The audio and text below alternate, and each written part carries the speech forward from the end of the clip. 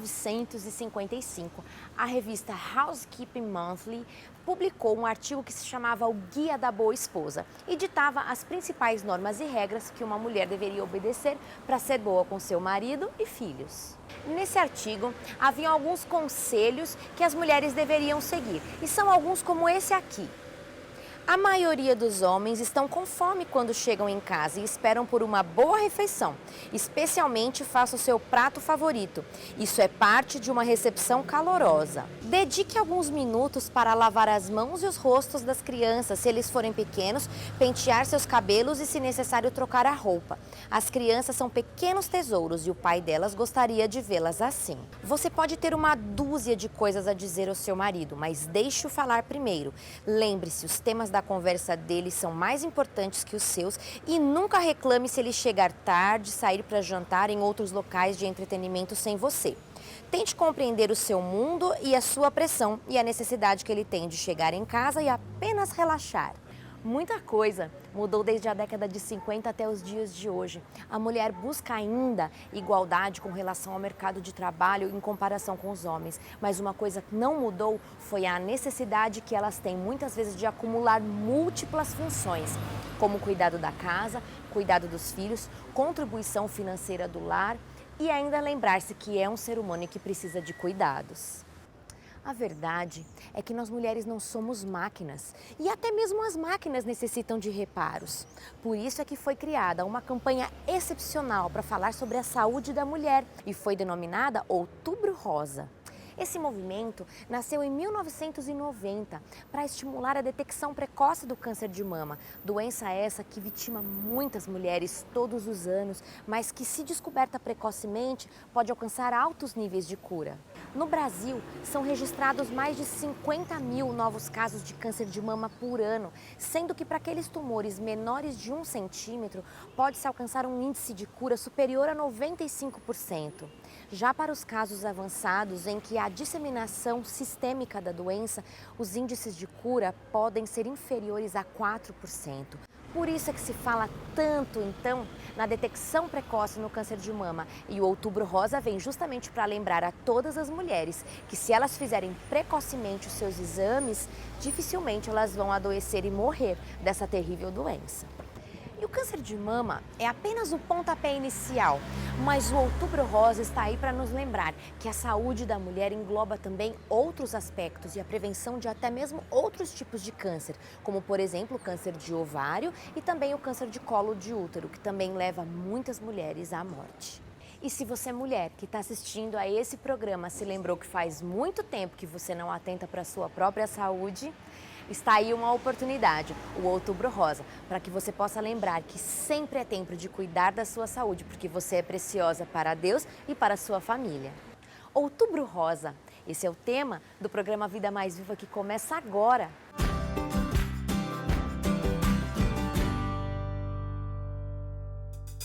Esse é o programa Vida Mais Viva, que acaba de começar, e eu estou tão feliz pela oportunidade de estar aqui com você mais uma vez. Mais uma semana se passou e a gente pode entrar na sua casa, você nos dá a liberdade, você nos convida para entrar dentro da sua casa, seja numa televisão, seja num tablet, num smartphone, a gente pode entrar aí dentro da sua casa e falar com você e com a sua família. E você também é bem-vindo aqui na nossa casa, porque a gente sempre fala e prepara as coisas justamente pensando no teu bem-estar, em coisas que vão ser relevantes para você e para sua família. Você viu na abertura a gente falar sobre os dados estatísticos do câncer de mama? É uma coisa que deixa a gente aterrorizado, né? E especialmente se a gente pensar que se trata de uma doença que, se diagnosticada precocemente, pode mudar a história de muitas pessoas, né? E por isso a gente trouxe esse tema aqui. Outubro Rosa, prevenção do câncer de mama e da saúde da mulher como um todo. E para falar sobre esse assunto, a gente trouxe o Dr. Jairo Yavelberg. Falei certinho? Falou. Um prazer ter você aqui, Dr. Jairo. Obrigado, Mariana. O Dr. Jairo é ginecologista e obstetra, atende aqui para a região de São Paulo.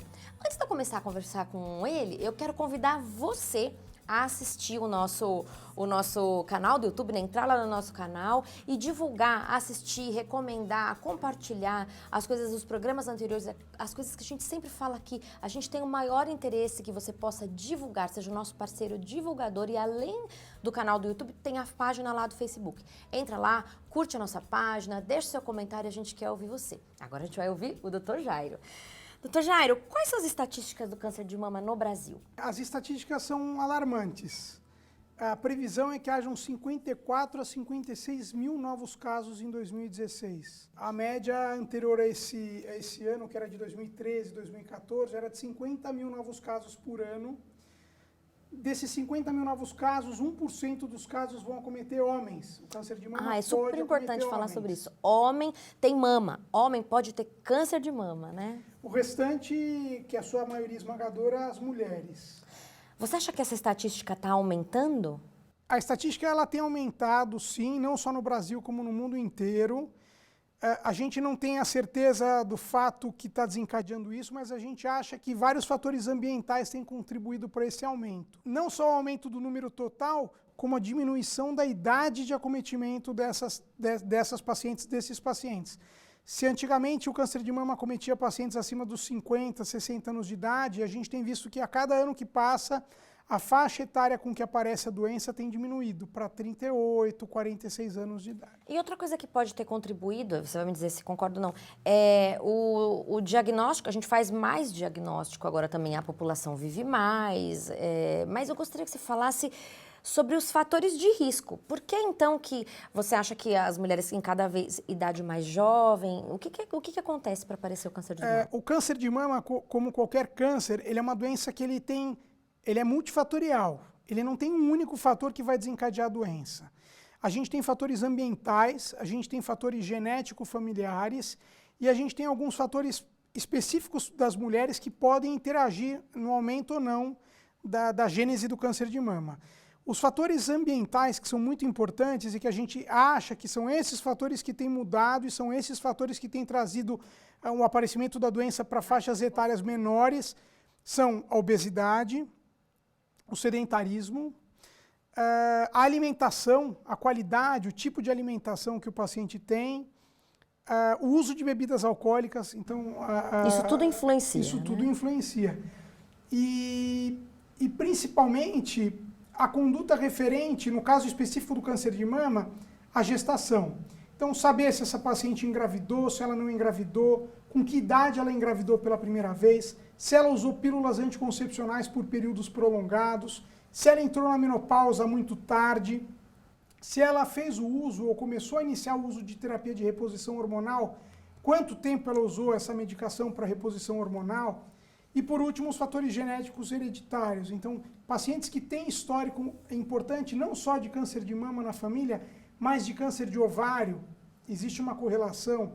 A gente já sabe que alguns genes, oncogenes, que são detectados, podem estar presentes em determinadas famílias. Então, a detecção desses oncogenes, como o BRCA1, BRCA2, tudo isso junto vai me dizer se aquela família, se aquela mulher tem mais ou menos chance de ter câncer de mama. A genética a gente não consegue mudar, mas esses fatores ambientais, com certeza. E aí a gente pensa assim, porque esse tumor, esse tipo de tumor, ele tem a ver com os picos hormonais, não é? As mulheres nas gerações anteriores, elas tinham 1, 2, 3, 4, 5 filhos, então elas ficavam muito tempo grávidas, muito tempo amamentando, então as ciclagens hormonais não aconteciam com tanta frequência. Hoje a mulher fuma, hoje a mulher é obesa, hoje a mulher quase não tem filhos e quando tem não amamenta, porque a questão da amamentação é protetora, né? Agora eu gostaria que você falasse um pouquinho mais sobre essa questão da genética. Existe uma crença, e até algumas atrizes, a história de retirada das mamas, né? Fazer adenomastectomia. Quando que é indicado? Como que é essa questão da genética frente ao câncer de mama? Uma coisa que é importante, que você citou e que eu quero deixar bem frisado, é que não importa só a mulher ter engravidado. Ela tem que ter engravidado e ela tem que ter amamentado o seu filho. A amamentação, ela é muito importante, não só por acontecer, mas por um período mais prolongado possível. A gente sabe que do ponto de vista genético, que está muito na moda, justamente por algumas atrizes importantes internacionais terem optado pela retirada preventiva das mamas, isso tem que ser muito bem avaliado pelo mastologista. Não é só o fator genético que é importante, não é só ele quem vai dizer se a paciente terá ou não câncer de mama. Você encontra pacientes que podem ter esses oncogenes presentes nos seus exames, mas isso não quer dizer que a paciente vai ter câncer de mama. Para isso, você tem que procurar o seu ginecologista ou o mastologista para que ele possa fazer uma avaliação mais específica, mais aprofundada, onde ele vai associar todos esses fatores conjuntamente e ele vai definir se o risco para o câncer de mama é alto ou não, a ponto de você ter que fazer a retirada preventiva das mamas. Claro, não é para você ficar apavorado. Você tendo essa tendência hereditária, o que eu te falo, que é mandatório pelo que a gente entendeu aqui, é a fazer o acompanhamento. Aí cada caso vai ser estudado separadamente, né? Isso é muito importante, a gente não tem só esses exames não devem ser feitos para todo mundo. O que a gente deve fazer para todo mundo é a mamografia. A mamografia ela é muito importante porque ela é um exame que é de acesso mais fácil, não é um exame de alto custo, é um exame que é factível para qualquer mulher, é muito importante que ele seja feito. A Organização Mundial de Saúde, ela prevê que cada país deve associar o número de mamografias ou o intervalo que elas devem ser feitas de acordo com a sua casuística. No Brasil, o Ministério da Saúde recomenda que a gente faça a cada 2 anos, mas a Sociedade Brasileira de Mastologia recomenda que a gente faça anualmente a partir de determinadas idades. Tá. A gente sabe que a idade para iniciar a feitura da mamografia rotineiramente, ela está diminuindo. Então é muito importante que pelo menos procure seu médico ginecologista anualmente, que faça os exames preventivos e além dos exames preventivos, o autoexame. E fala sobre o autoexame. Ninguém melhor do que conhecer o corpo da própria mulher do que ela mesma. Ela sabe se ela tem algum nódulo, se ela tem uma diferença na palpação da mama de um mês para o outro. E o que a gente recomenda é que faça esse autoexame. Esse autoexame é fácil, é uma palpação simples que a mulher tem que fazer na sua mama. Pode ser feito com ela deitada, pode ser feito com ela sentada, em pé. E isso deve ser feito sempre depois do período menstrual, com o intuito da paciente saber reconhecer o seu próprio corpo e saber identificar pequenas alterações que possam aparecer. Ninguém quer que a paciente saiba quais sejam essas alterações, mas que se ela identificar essa alteração... Tá diferente isso aqui. Vou levar para análise, vou para o médico. Que ela procure o seu médico. Fala, olha, eu achei uma coisa diferente. Tem uma coisa na minha axila, tem uma coisa no meu mamilo, tem uma bolinha, meu mamilo apareceu retraído, tá saindo uma secreção branca igual água, bem clarinha. O câncer de mama, ele não dói nos seus estágios iniciais. São essas alterações que podem fazer com que a gente consiga identificar a doença no seu início, e isso é muito importante, identificar ela no seu início. Agora tem uma coisa que é importante a gente deixar claro, que o autoexame é importante, mas não substitui a mamografia, não, né? É muito importante a associação de ambos. Existem outros métodos de imagem também que podem ser solicitados pelo seu médico, mas é a associação do método de imagem com o autoexame que faz com que a gente tenha uma acurácia e uma precocidade no diagnóstico. Até porque parte dos cânceres de mama não são palpáveis, né? São microcalcificações. Sim. E com o autoexame esses casos não seriam detectados, por isso que você né? tem uma cobertura bilateral da mamografia, da ultrassonografia de mama ou de outras imagens específicos como a ressonância associados ao autoexame. Doutor Jairo, teve uma polêmica muito recente aí. Você deve ter com certeza ouvido falar sobre a questão do fazer a mamografia e aumento da incidência do câncer de tireoide. E a gente recebeu recados de pessoas que estão nos assistindo, mulheres que estão preocupadas em fazer a mamografia por causa do aumento do câncer de tireoide. Você pode ajudar essas mulheres que estão assistindo o programa? Posso. Infelizmente, graças a Deus, tudo isso que foi falado, inclusive eu assisti o post dessa paciente, foi falado sem conhecimento técnico. Foram passadas algumas informações que não são verdadeiras. Então, é verdade que as radiações ionizantes, o raio-x é um deles, é uma das radiações ionizantes, eles podem aumentar a incidência de determinados cânceres. Mas o fato que foi citado de que a mamografia expunha uma alta incidência de radiação ionizante, que isso poderia aumentar a incidência de câncer de tireoide, é mentira. O próprio médico que foi citado nesse post desmentiu essa informação.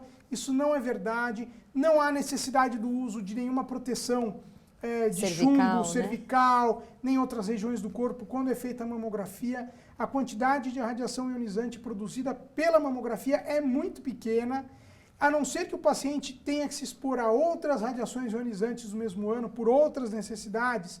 Então, o paciente que tenha que fazer outras radiografias ou várias tomografias seguidas, esse paciente não tem um aumento da incidência de câncer de tireoide. Agora é importante deixar claro que a mamografia, a radiação que é usada para a mamografia, mesmo que seja anual, não é suficiente para induzir nenhum ela não tipo oferece de... nenhum risco, nem no aumento da incidência de outros cânceres, nem no de mama propriamente dito.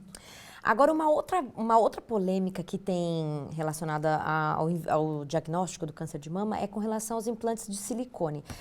Eles atrapalham, as mulheres que têm prótese de mama, que têm implante de silicone, eles atrapalham na hora de fazer a mamografia ou na detecção precoce do câncer? Eles podem atrapalhar mais, eles vão sempre atrapalhar, é por isso que a gente orienta, procure seu médico ginecologista, ele vai saber qual o melhor exame para ser feito nessas pacientes que têm as próteses mamárias. Acho também muito importante procurar o seu cirurgião plástico e consultar ele se relacionando a quais as melhores técnicas de colocação dessa prótese, se atrás do músculo peitoral, se antes do músculo peitoral. Algumas técnicas melhoram a condição de diagnóstico pós-cirurgia e outras técnicas pioram isso. Mas acho que é muito importante você estar sempre acompanhando o seu caso com um médico ginecologista e com um cirurgião plástico. É importante frisar, você que tem desejo de fazer o aumento das suas mamas, isso não significa que você com certeza pode ter câncer de mama e que não será detectado, mas você que tem implante de mama, que pensa em colocar, você tem que saber que a tua investigação, o teu cuidado tem que ser feito de uma forma um pouquinho mais cuidadosa, né? Você tem que ser um pouquinho mais cuidadosa, não pode achar que nada vai acontecer. Claro, a gente também, uma coisa não tem a ver com a outra, mas a detecção tem algumas diferenças. É importante que você tenha isso em mente antes de fazer a tua decisão. Eu vi que você já falou, doutor Jairo, sobre os principais sinais, mas você pode frisar novamente quais são os principais sinais do aparecimento? O aparecimento de nodulações mamárias ou axilares, uniobilaterais, a retração da areola da papila mamária, o espessamento, vermelhidão com aspecto de casca de laranja da pele mamária, a presença de saída de líquido. Geralmente esse líquido não é sanguinolento, não é purulento, é um líquido claro, como se fosse água de rocha, pelo mamilo. São sinais suspeitos de câncer de mama. Vamos supor que eu tenha feito autoexame ou através da mamografia, eu descobri que tem uma lesão suspeita. O que eu devo fazer? Como é feito a partir daí? É muito importante ter acesso ao médico ginecologista em primeiro lugar. Esse médico ele pode ser apto ou não. Se ele não for apto, ele vai encaminhar a paciente para o mastologista. Hoje em dia os tratamentos não são mais impostos, eles são discutidos sempre com o paciente. O mais importante é que isso, quando feito, esse diagnóstico, essa hipótese diagnóstica quando feita, ela tem que ser conduzida de forma mais rápida possível. A precocidade no diagnóstico, no início da doença, é muito importante, até para a condução do tratamento e para a escolha dos tratamentos. Mais opções, né? Exatamente, com disponibilidades. Lembrar que os tratamentos não são tão mutiladores como eram há 20, 30 anos atrás, as cirurgias não são mais tão agressivas como eram, e isso vai depender muito do tamanho, do estadiamento, do estágio onde foi diagnosticado o câncer de mama. O câncer de mama ele tem altas chances de cura quando descoberto precocemente, Sim. né? A cada ano que passa a gente tem opções mais novas, menos invasivas, menos agressivas, para que o tratamento possa curar o paciente sem trazer outros problemas para ele. Câncer de mama é sinônimo de quimioterapia? Com certeza eu vou ter que fazer aquela quimioterapia de cair cabelo, radioterapia na mama. Como que é a partir daí? A gente não pode deixar de lembrar que todo câncer é uma doença sistêmica. Mesmo que ele esteja em estágio muito inicial, que ele seja pequenininho, uma bolinha, ele pode ter encaminhado células desse tumor para outras regiões do corpo. Quando a gente fala quimioterapia, todo mundo assusta muito. Quimioterapia nada mais é do que o uso de um medicamento ou de alguns medicamentos em associação para tentar fazer com que a gente consiga matar todas as eventuais células desse tumor que tenham saído desse tumor para procurar outros lugares do corpo. As quimioterapias hoje são variáveis, eu não tenho só as quimioterapias muito pesadas para os tumores maiores, mais agressivos, eu tenho quimioterapias menores, que são chamadas de braquiterapias, que a gente usa por períodos cíclicos, Muitas delas não têm mais queda de cabelo, não tem mais falta de apetite, queda do estado geral, emagrecimento. São tratamentos auxiliares ao tratamento cirúrgico. Na verdade, o tratamento não é só cirúrgico. E não adianta só fazer o tratamento cirúrgico. Eu tenho que tratar o paciente para buscar a cura completa desse paciente. E isso eu faço com a cirurgia, eu posso fazer com a associação de outros tratamentos, como a hormonioterapia, a quimioterapia coadjuvante, a braquiterapia, a radioterapia. Lembrar que esse paciente vai ter que ter um acompanhamento por 5 anos. Não basta operar, fazer a quimioterapia e ir embora e nunca mais procurar o seu médico. Então a gente tem os primeiros 5 anos para ter a certeza de que essa paciente está curada. E nos Estados Unidos, a Sociedade Norte-Americana de Mastologia já fala em 10 anos de sequenciamento. Na verdade, ela nunca vai deixar de acompanhar, porque ela já vai fazer periodicamente os seus exames ginecológicos, né? De uma certa forma, deve fazer a vida toda acompanhamento, né? Eu gostaria que você deixasse um recadinho para quem está nos assistindo, olhando para aquela câmera ali, dizendo o que você acha mais importante de tudo que a gente conversou. Que o câncer de mama não é mais o bicho-papão que ele era há 15, 20 anos atrás. Ele é uma doença como qualquer outra doença. Assim como outros tipos de câncer, a gente consegue a cura completa do paciente. É muito importante não ter medo de fazer a mamografia, não deixar de fazer a consulta rotineira preventiva com o seu médico ginecologista anualmente. Independente da sua idade, isso tem que começar desde cedo, desde 25, desde 30 anos. Quanto antes a gente faz o diagnóstico, mais facilmente a gente consegue a cura e a gente consegue manter essa paciente com qualidade de vida, sem problemas na sua vida social, no seu convívio profissional, isso é muito importante. É isso mesmo. Muito obrigada por ter doado o seu tempo estando aqui com a gente e o seu conhecimento. A gente quer receber você mais vezes aqui. Obrigado. Tá bom? Agora eu gostaria de falar com você, nosso amigo que está nos assistindo. Eu gostaria de te lembrar, meu amigo, minha amiga, se você está passando por isso, como ele falou, não é um bicho de 7 cabeças, que você possa ter coragem de enfrentar a situação, você vai conseguir. E se lembre, se você ainda não está vivendo e nem deseja viver dessa forma, que você se lembre que tem algumas coisas que você pode fazer. Estão na sua mão algumas decisões sobre a forma como você vive, que vão determinar também como vai ser a sua qualidade de vida e a sua saúde. Pensa nisso, fique com Deus e até a semana que vem.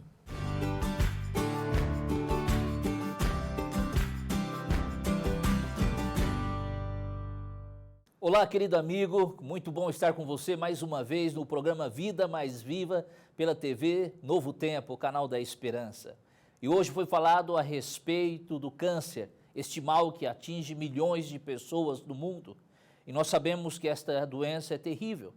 Mas eu quero falar com vocês sobre um outro tipo de câncer, o câncer espiritual. E esse câncer chama-se pecado. A palavra de Deus nos diz que o pecado é quando nós transgredimos a lei de Deus. A lei aponta para o pecado. Quando nós lemos a lei do Senhor, nós descobrimos que somos pecadores, porque a lei diz: não matarás, não furtarás, não adulterarás, não dirás falso testemunha contra o seu próximo, lembra-te do dia de sábado para o santificar. E a palavra de Deus está nos dizendo a respeito daquilo que aponta para o pecado. A lei aponta para o pecado. Entretanto, a Bíblia nos diz que Jesus Cristo é o nosso propiciatório, a nossa tampa, a que cobre os nossos pecados. Meu querido, nós vamos abrir a palavra de Deus em Romanos, capítulo 3, e nós leremos o versículo 23. A Bíblia diz: pois todos pecaram e carecem da glória de Deus. Todos nós somos pecadores. Não há um justo sequer nesta terra. Você que está me ouvindo aí, você é um pecador, eu sou um pecador, todos são pecadores, não há um justo sequer. As pessoas carecem da glória de Deus e da graça de Deus, porque as pessoas são pessoas pecadoras. Não existe um espírito transformado na nossa vida, a não ser que este espírito venha através de Cristo Jesus, o nosso Senhor. Mas o que é pecado? A palavra pecado no grego é hamartia, que significa errar o alvo. Todas as vezes que você erra o alvo, você peca. Todas as vezes que você não faz aquilo que Deus deseja, você está pecando. Isso significa que nós pecamos todos os dias, em todos os momentos, em todas as horas. Nós somos pecadores. E se assim é, significa que nós não estamos salvos. Por isso nós precisamos ter Jesus Cristo na nossa vida. Porque com Jesus Cristo nós temos a salvação. Com Jesus Cristo nós temos a capacidade de renovar a nossa vida, de sermos transformados, de vivermos uma vida em perfeito estado através de Cristo, porque Ele é perfeito em tudo. Ele cumpriu toda a lei em perfeição e jamais Cristo pecou, por isso que Jesus é o nosso substituto. É a necessidade de aceitar Jesus como Salvador. Veja, meu querido, o que está escrito em 1 João, o capítulo 2, o verso 1, a palavra do Senhor nos diz: filhinhos meus, estas coisas vos escrevo para que não pequeis. Se todavia alguém pecar, temos um advogado junto ao Pai, Jesus Cristo, o justo. Jesus é chamado de advogado. A palavra advogado é paracletos, que também é designada ao Espírito Santo. Jesus é aquele que defende a gente. E Ele defende porque Ele é o nosso substituto. Ele morreu por nós perfeitamente, morreu a nossa morte. E nós temos este advogado junto ao Pai porque Ele fez aquilo que nós não éramos capazes de realizar. Morreu por nós e em perfeito estado. Meu querido, a palavra de Deus nos diz que se alguém pecar, pode ir até Jesus Cristo. Se alguém cometer algum ato, pode ir a Jesus, porque em Jesus você se tornou uma nova criatura. Em Jesus Cristo você se tornou uma nova pessoa. Jesus Cristo transformou a sua vida. E se você ainda não aceitou Jesus como seu Salvador pessoal, há necessidade de aceitá-lo para que você retire este câncer do pecado da sua vida, para que a sua vida seja renovada, para que as suas células espirituais se renovem e que você se torne uma nova criatura, e isto acontece somente através de Cristo. Ninguém pode ser nova criatura a não ser que seja por Jesus Cristo. E eu tenho uma pergunta a você. Você já aceitou Jesus como seu Senhor e Salvador pessoal?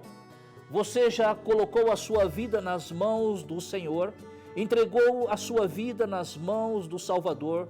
Se você não fez, faça isso agora, meu amigo. Entrega a sua vida a Jesus Cristo e você conseguirá vencer o pecado. Você terá paz de espírito e será uma nova criatura por Jesus Cristo. Deus te abençoe, que o Senhor te guarde, que você receba um grande abraço e até a próxima.